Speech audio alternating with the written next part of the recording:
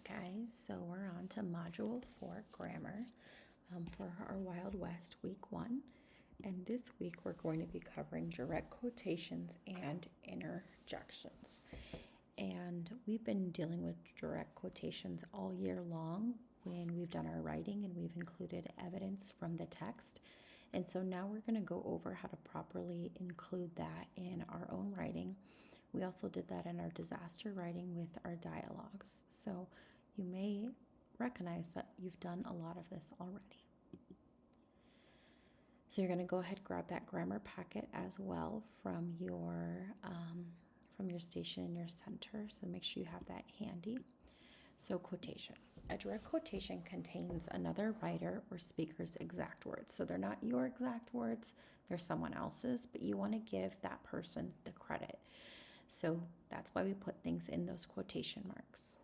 So we also want to make sure we separate the direct quotation from the words that come before or after the quotation mark. And we'll do so with a comma. So you can see here we have a sentence, the veterinarian reported, comma, then we insert the quotation mark. The zoo has 5 new cougar kittens. And then we put the period, and the period goes inside of that quotation mark. Now, to separate a direct quotation from words that follow, you're going to do the same thing, but sort of in reverse. So we have that same sentence, but now we're going to switch the ending part or that beginning part to the end. So the quotation mark, the zoo has 5 new cougar kittens, comma, quotation mark. The veterinarian reported. And notice how the is not capitalized in veterinarian because it's not part of a proper noun or beginning of a sentence. So let's do a little bit of practice here. And we're just going to practice 3 of them. We're not going to practice all 6. So let's take a look at the first sentence. The ranger said, big cats are an important part of the ecosystem. So we would put a quotation mark after the comma, but before that B in big, and then one at the end after that period. The second one, we may visit a national park where cougars live, Sheila told us. Well, what did she say? She said we may visit a national park where cougars live. So we put a quotation mark in front of the W in we and after the comma for live. And then Sheila told us. Why should we care about cougars? Rodrigo asked. We need to protect wildcats, answered Amy. So we have a combination here. So Rodrigo said, why should we care about cougars? That needs quotation marks around it. So in front of the W, quotation mark, and after the question mark, another quotation mark. Rodrigo asked.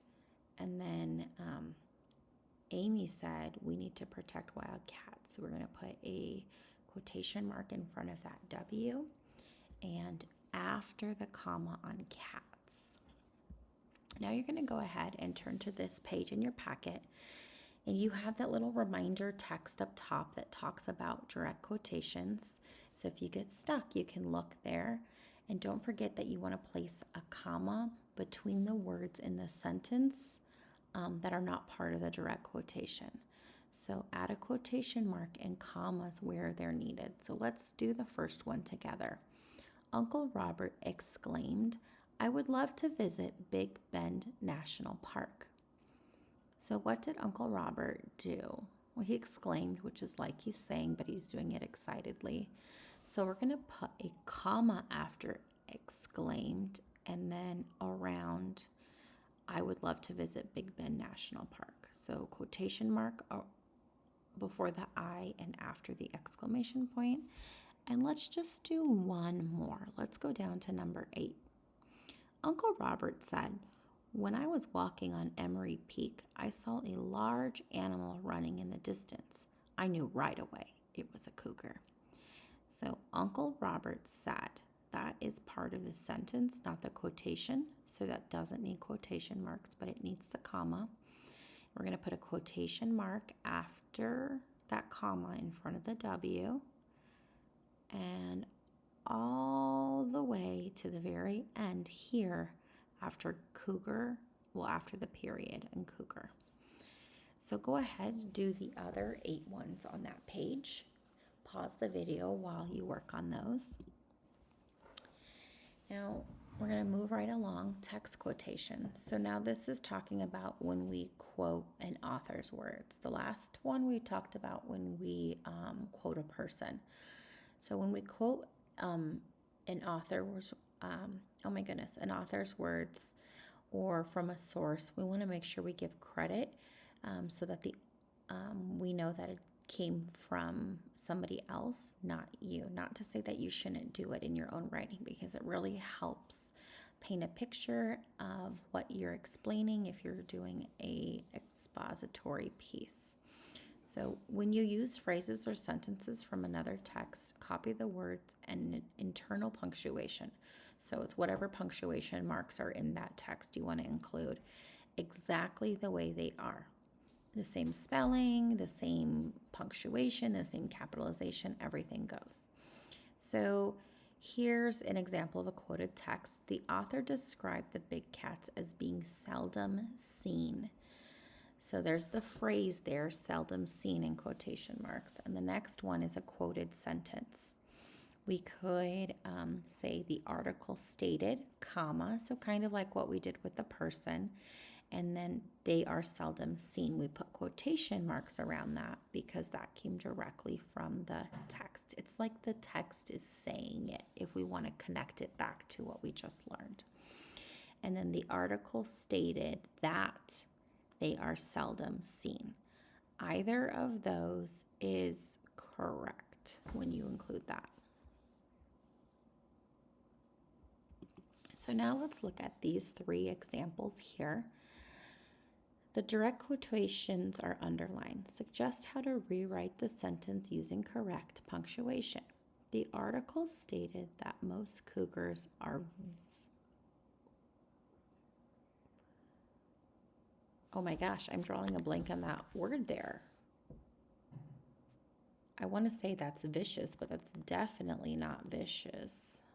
Voracious, oh my gosh, carnivores. It is late, that's why. So the article stated that most cougars are voracious carnivores. So we're going to go ahead and put quotation marks around voracious carnivores because that's exactly what the text said there. Cougars live throughout the cougars live throughout North America. They are able to adapt to a variety of habits. So here we're going to put quotation marks around the part that came from the text. So they have been able to adapt to a variety of habitats. We would put quotation marks around there. And I would say cougars live throughout North America. According to the text, comma, quotation mark, they have been able to adapt to a variety of habitats, quotation mark. Number 3, they make sounds ranging from contented purrs to ferocious hisses and growls. So we want to think back to how could we use some text. So the text stated, let me start that one over. They make sounds, the text stated, ranging, and then comma, quotation mark, ranging from connected purrs to ferocious hisses and growls, quotation mark. How else could you have written that one? Go ahead, tell a neighbor. How else would you have written number 3?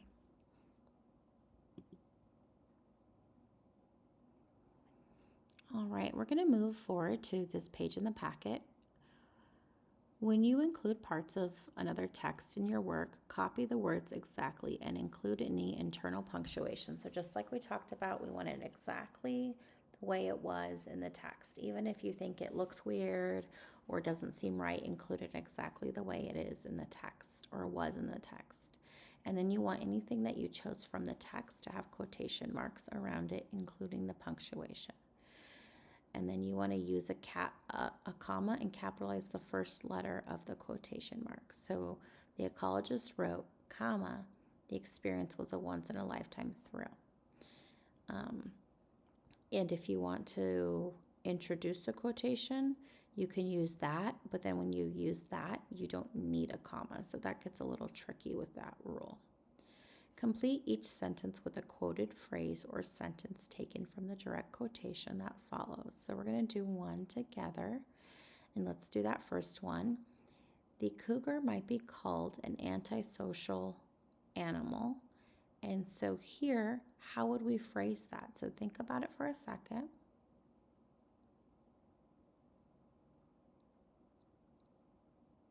So the cougar might be called an antisocial animal. And then in quotation marks, the cougar is a solitary diner preferring to eat alone. And all you're going to do is write that right on up there.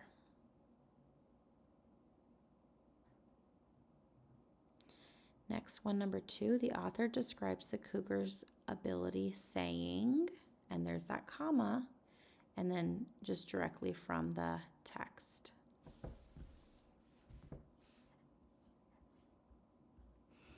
And go ahead, finish that page, and when you're done, resume the video. Interjections and dialogue. So an interjection's kind of some almost like an interruption. It's something that shows a lot of emotion, like hey, ouch, wow. Those things kind of show strong emotion, and often when we say them in real life, they're often things that we might say that might interrupt somebody. And they usually include a exclamation point or sometimes a comma, and they can go in the middle of a quotation mark as well. And so let's go ahead, let's take a look here at this interjection. So that interjection here is wow, Bill exclaimed, and then it goes back to the quotation. That documentary about the cougars was awesome. Notice that the question mark is followed at the end, and then there's a comma up here because it's splitting the sentence in two, so we can say Bill exclaimed. However, that could have been written, wow, that documentary about the cougars was awesome, Bill exclaimed. So it's all about how you want to write it and how you want to vary your sentences. Now I want you to think about how could you rewrite this paragraph here and then add quotation marks and punctuate and capitalize each sentence correctly. Hey, Bill, said Andy thoughtfully. You should do our report cards on cougars in our state. Perfect. How could show slide? Oh, we could show slides, Bill replied, and we could create handouts. Guess what? I have a new software program, Andy said, that will help us make signs. Cool. I think we're all set, said Bill, and I can't wait to start. So if we come back up here to the top, hey, so I need quotation marks around that. Hey, quotation marks, Bill said, or, oh my goodness, hey, Bill, that's what Andy said. So we need quotation marks around hey and then Bill. Hey, Bill, said Andy thoughtfully, here, and then comma, quotation mark. So a comma because how did he say it? He said it thoughtfully. We should do our own report on cougars in our state, quotation mark. So that's what Andy said. Now think about this next line and talk about it with someone next to you. What is being said here? All right, so perfect is what's being said. Perfect. So we want to put a quotation mark in front of the P and then perfect. We should show slides and then an end quotation mark with a comma inside. Bill replied. And then a comma and then capitalize that and because we capitalize the beginning. And we could create handouts with and then quotation mark at the very end. Guess what? I have a new software program. Is all part of what Andy said. So that needs quotation marks. And then after Andy said, comma, that will help us make signs, needs quotation marks around it because that's what he said. And then here's one that's broken up. So quotation mark here. Cool, I think we're all set, comma, quotation mark, said Bill, and then quotation mark. And I can't wait to start, period, quotation mark. So if we get stuck on interjections and dialogue, you have this set up here. Just make sure you go back and reread it if you're stuck. So your task on this page is add the missing punctuation mark to each sentence, then identify the interjection and the emotion it expresses. So here we want to add the quotation mark or add any missing punctuation, and then identify the interjection and the emotion it expresses. So let's look at number 1. Ouch, your cat scratched me, cried Julia. I was only petting her. And so let's go ahead. Let's think about what is the interjection. Yeah, it's ouch. So we're going to write ouch on our line. And what is emotion is it expressing? Yeah, it's expressing pain. So now we need to insert the quotation marks and commas where necessary. So, ouch, your cat scratched me. That's what she said. So I want quotation marks in front of ouch and after me, and with a comma on the inside, cried Julia, and then quotation marks around, and I was only petting her. So make sure you include quotation marks there. Go ahead, pause the video to finish this page. Resume when you're done. Reviewing complex sentences. A complex sentence is made up of 2 clauses joined by a subordinating conjunction such as because. So words like because or something that helps join. That part of the sentence that contains a subordinating conjunction tells about the other parts and cannot stand on its own. So like because would never be a sentence by itself. And just like an explanation would not be a sentence by itself. So we're joining one sentence that could be a sentence on its own, and then a second sentence, the subordinating conjunction, which is that second sentence that wouldn't make sense without the first sentence. So we have our 2 sentences. The people on the boat were in danger. That could be by itself. And then we added together because the waves were very high. This purple part, because the waves were very high, could not be a sentence by itself. It needs to have this green sentence to go with it. The people on the boat were in danger. Well, why were they in danger? Because the waves were very high. So let's take a look at another complex sentence. So we have these correlative conjunctions, and we've been talking about that in bell work. A correlative conjunction is some joining words that also show how things are connected as well. So some of them are like both and, neither, or, either, or, things like that. So a correlative conjunction can be used to join similar words or phrases. For example, like 2 nouns, 2 verbs, 2 adjectives, just 2 or more of something, almost like a list. So we have this sentence here. Both bravery and knowledge are important in an emergency situation. So that could have been 2 sentences, but that's where that correlative conjunction helps.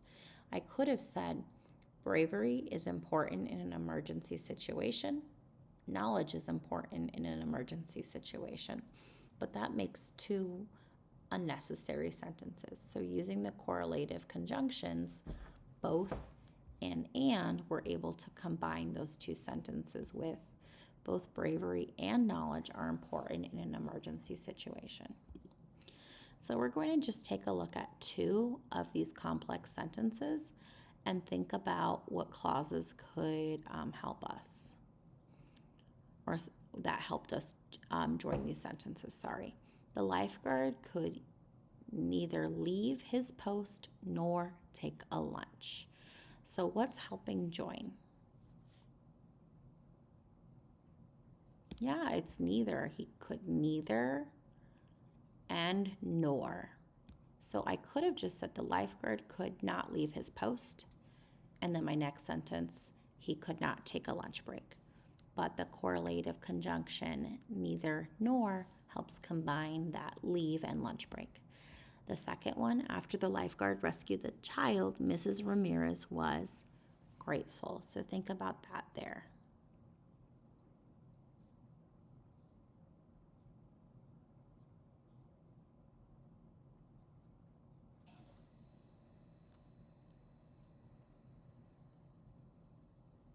And this one here, is this a subordinating or correlative?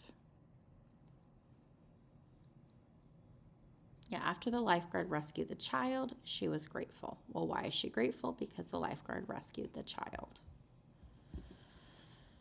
Circle the subordinating conjunction in each sentence. So Dave found a book about women patriots while he was researching the Boston Tea Party. So circle the subordinating conjunction up here. So think about that. Reread that sentence in your head. And if you're stuck, you can look back up here, a subordinating conjunction such as when, because, or although. They show the relationship. So what is Dave found a book about women patriots while he was researching the Boston Tea Party? Well, that word while is your subordinating conjunction. Now let's look at the second one. Although women rarely took part in political protests at the time, a group of women got together in 1774 in Edenton, North Carolina. So what's your conjunction there? Think about it. What's showing the relationship?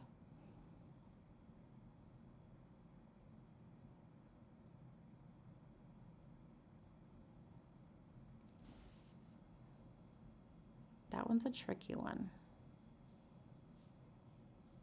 To me, I believe it's although.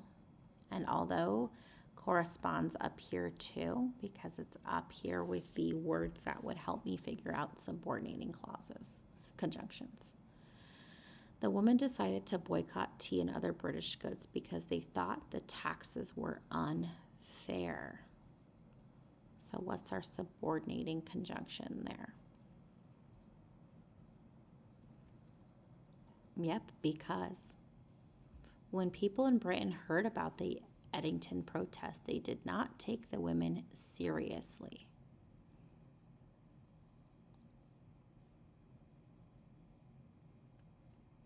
That one's a little bit trickier, right? But it's kind of showing like time, so it's when. Underline the independent clause and circle the dependent clause in each sentence. So remember, an independent clause can be a sentence by itself, whereas dependent needs that other sentence. Dave will return the book to the library after he completes his project. So our independent clause is Dave will return the book to the library. That can be a sentence. Now we're going to circle after he completes his project, because after he completes his project cannot stand on its own. Number 6, he wants to read about some of the other patriots because their stories are interesting. So he wants to read about some of the other patriots. That's a sentence all in its own. And our big clue here was because. So we're going to underline this first part and circle the last part. Their stories are interesting, could not stand on its own. And the final one, if no other students need the book, Dave will ask the librarian if he can check it out for another week. So this one's the opposite of what we've been dealing with. This first sentence, or the first part, if no other students need the book, let's circle it, because that part is not part, is a dependent clause, because it's a sentence that can't stand on its own. And this last one will underline because it's a sentence that can stand on its own. So now we're going to connect that to our writing. So a lot of times when we write, we use our speaker's exact words instead of summarizing, and that's exactly when we want these direct quotations to come in.